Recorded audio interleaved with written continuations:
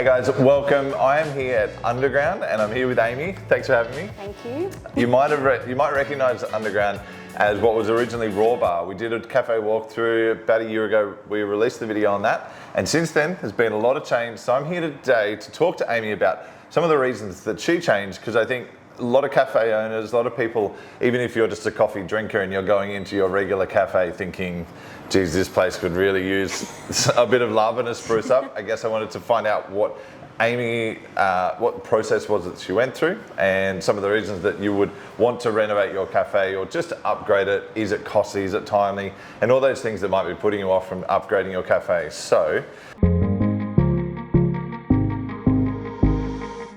firstly, explain to us what Raw Bar was, and then we'll talk about, I guess, what it's now become.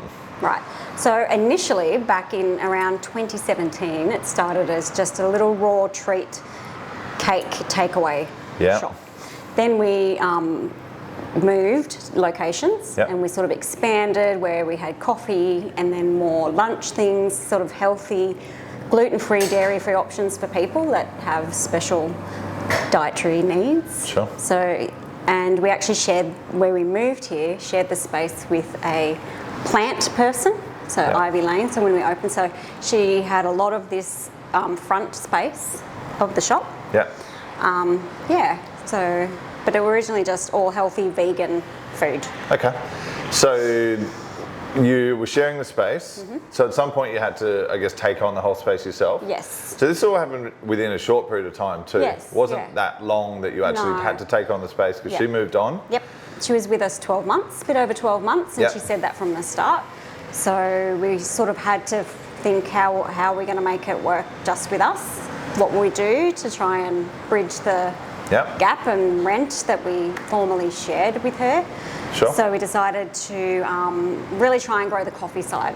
Okay. So the food is always been very steady and steadily growing. But yeah, then we thought, people like coffee. All right. So one of the challenges I know you faced at the start was you were no full cream, you were full dairy free, and we were really just going for alternative drinks, which we know are a big part of the coffee market. That's right. But as far as coffee sales, we just didn't see the initial uptake on that because of that. Exactly. And yeah, that's right. Okay. So what were some of the challenges you might have faced being so niche down to the alternative milks? Anything that you can kind of speak to there? Well, if a group of people would come in and we'd only sell alternates, and other people might, enjoy a dairy milk coffee, then they would either leave or try different alternate milk, which sometimes worked but often didn't. And then maybe you may not see those customers again, or people might walk past. Okay. So that was kind of a big driver for the change. So we needed to reattract those people. Obviously, we've taken on more space. We need to, generate more money, and that's I think that's a very relevant conversation for a lot of cafes, whether they've been functioning for a year or many years. I think people updating their menu is always a positive thing. Re-educating people, and especially if they've come in, they've had that experience, and maybe they're not sure what to come back. So, tell us what you feel like you did that really gave you that change to maybe re-attract those customers back in. So we changed the colours. We renamed from Raw Bar to Undrground, because the food wasn't just raw anymore either. We have a full menu to make it different, to make a point of difference. So we did attract new customers and customers that may walk past previously. Sure. Was it instant? Yeah, it was pretty. You managed to change the space pretty quickly. We did change it within a month, probably. But I think maybe the expectation for some people is that you do something and then they show up next week. Maybe not. Maybe they don't come back quite that quick, but I think. So you changed the name to be a bit more coffee focused. Yes, cafe. Coffee. Cool. And you've redesigned the space. Yes. What does it really cost a cafe that's got an existing space? Maybe they've got some furniture. What do you feel like was it costly for you? No, well, we did a lot of the work ourselves. Well, my husband mainly. It's fairly cheap. Probably, I would have to say about $1,000. Mostly in paint. Mostly in paint, I would say, Yeah. and the signage. Sure. That was it. Yeah. Even getting clever and designing your own branding, Yep. designing your own logo, Yep. all those kind of things, Yeah, saving money. Our son did that. Sure. Yep. So he came up with the name and everything. The whole logo, he did all that.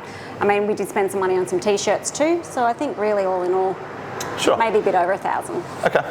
The t-shirts I see as, I guess, in the rebrand side of things, when people are trying to, create a bit more attention for themselves. Yes. It's great to build a bit more community and have people attached to the brand. Yes. So I think it's a positive move.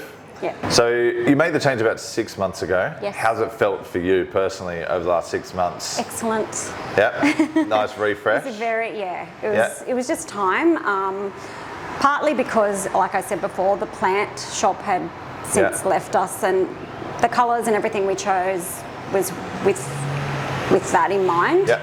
So to have it all fresh and new logo and really trying to grow the coffee side of it, it was definitely So you've noticed the worth growth it. in coffee sales? Definitely. Yeah. Yes. Yeah. And I think, with having a menu now too, which we didn't have previously, Sure. it's also helped. Yeah, offering more things on the menu. I think that's definitely something that most people could do already. Yeah. I think tying that in with the change and upgrade is a really important thing for growth. I think it's an interesting time for cafes now. The market's a bit tricky, and everyone's looking for a bit of an angle. So if you were going to give anyone that owns a cafe now any advice on it, is there anything you could kind of speak to them about? Well, I think that if you're feeling a little bit stale or a bit bored even, or you feel like the business is not as good as it could be, I think it's definitely worth spending just a little bit of money just to give it a refresh. Everyone likes Seeing a little the bit of a return on that? makeover, definitely. Yeah, money well spent. Yes. Great. 100%. Yeah. Any real negatives to the process? I guess you have your followers that would come in and go, or drive by and go, oh, they've gone. But I guess I'm the constant, so they come and they see me anyway. Even though we've employed Ethan, we've got a full-time barista here. Sure. Which has also helped, I think. Yeah. Yeah.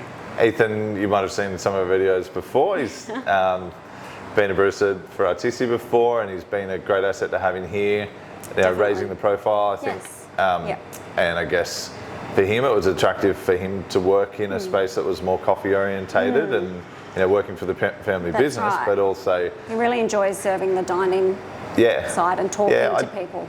I notice because I speak to a lot of baristas all the time. Baristas are attracted to fresh new spaces. Yes. And they love working on good equipment in nice coffee environments. So if you can be a coffee focused business, you will attract better baristas and they will want to work here, and they get the credit for being a good barista. They get to pour latte art in dine-in cups and all that. It's not just pumping out takeaway coffee. So I think you definitely coaxed Ethan back into the family business, and it was definitely been a positive as well. Definitely. Now, one thing I also have to point out is that Amy is an amazing cook, and she has produced this stunning book. So we'll put a link in below. Definitely check that out. Grab yourself a copy of Gather. It's got some amazing food in there. But really, thank you for letting us be a part of the journey. It's been very cool to watch. I think for me, it's always inspiring to watch cafes grow, and there's a lot of new cafes coming into the space. There's a lot of old ones that are very tired and old, and we've loved being a part of the journey. It's great to see the evolution. I think every cafe should really look at themselves. I think they need to kind of stand out the front of their shop and look in and go, does it reflect me? I think this space really reflects you personally more than the last setup. It was beautiful. Had the flowers, had everything in it. It was a great stepping stone. But I think this is such a nice, open windows, lights flowing in, coffee's tasting great, menus even bigger. And sometimes it is a transition. For sure. And in saying that, actually, people come in and go, how long have you been here? And I say, 2 years. And they're like, I thought it was just a plant shop. But I said, well, I've been here the whole time. But because it was so full. So that's good. Yes. I think it's a worthwhile move for everyone. And I'm glad it's worked well for you. It's been great. So thank you for having us on the journey. And look forward to the next few years together. Yes. All right. Thanks, Jimmy. Thanks, Amy.